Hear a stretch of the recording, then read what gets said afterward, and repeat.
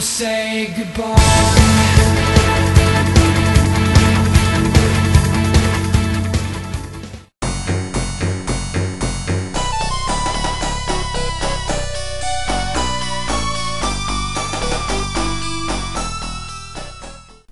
Hi, I'm Harpalap. I'm here to guide you through the boss sections of Sonic 1.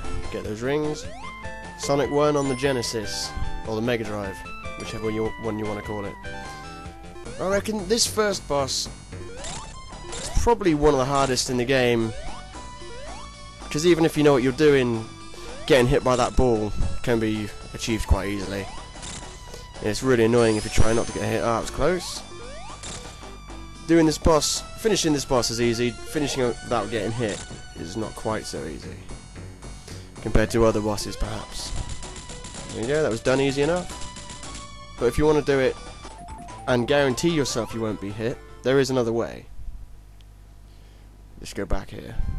You've got to jump at the right point, right there, to get that invincibility, or Stardust as I used to call it when I was a kid.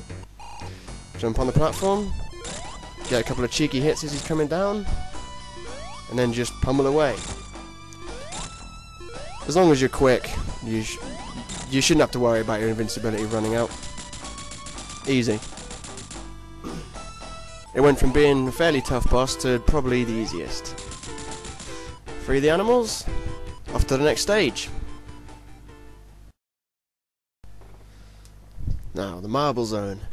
The key here, obvious as it may seem, is to stay out of the lava. Again, get a couple of cheeky hits as soon as he comes on screen. Bang, bang. He's going to shoot one down and hit him again as he's flying across. Hit him once more and then jump. Never try and hit him 3 times, he'll shoot you. Twice again, and then jump. The fireballs coming up from the middle shouldn't really get you. There you go, dead. You just got to make sure you don't hit him more than twice on each platform. The Spring Yard Zone. More people die on the way to the boss on this level than they do actually on the boss. You've got to be really careful over these bits. As soon as you see a little blue thing in the bottom right hand corner, you know you can just jump for it. There we go. Now as soon as he gets over you, he's going to come down with a spike, so you want to try and avoid that. Just hit him a few times. Stay away from the holes, obviously. Now never stand still when he's above you, because he can just come down and spike you. Keep moving. Try and coax him down. Hit him when he comes down. He stays just out of reach when he's up top, so that's why you've got to wait till he comes down. Careful not to fall off. Finish him off.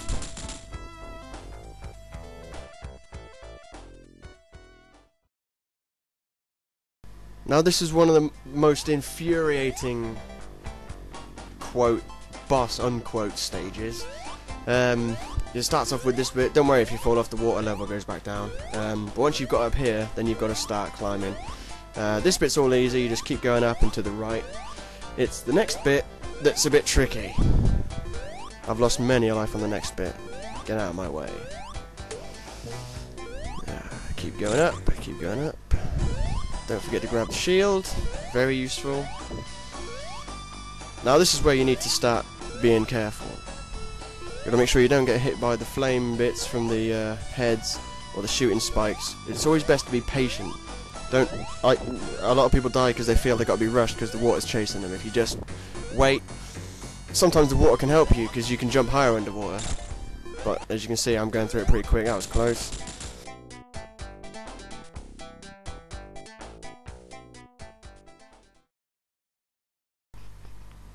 Starlight Zone. This boss gave me a few headaches when I first started playing it. Basically, the tactic is simple. He'll keep dropping spike balls on the balancing beams. As soon as he drops one, you've got to be there to send it flying straight back up into him. Don't bother using them to launch you. It's just easier to launch them back at him. Because that way, they don't blow up on the floor. If they blow up on the floor, they'll create loads of little bombs. But if they hit him, they don't. So the trick is, just before a spike ball hits the beam, you got to jump so that you land on it the split second after it lands on the beam, sending it straight back up to him. Just repeat this tactic over and over. You should have this boss licked.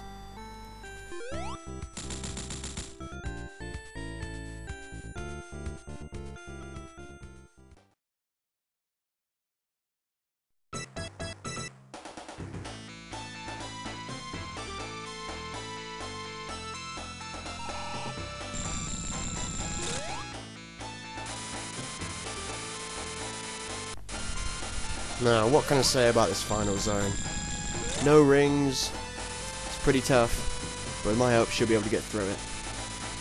Basically, you've got to hit him when he pops up in a pod, and it's random each time, so you've got to just guess, make sure you don't get crushed by the pods.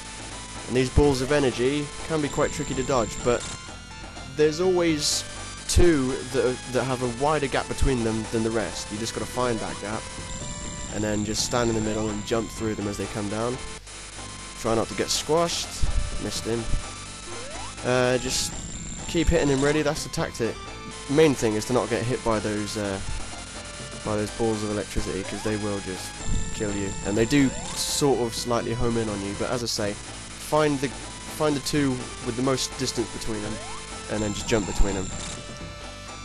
And yeah, repeat that tactic, should have him beat.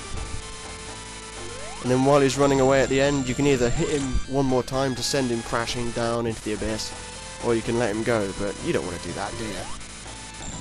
And that's it, the end.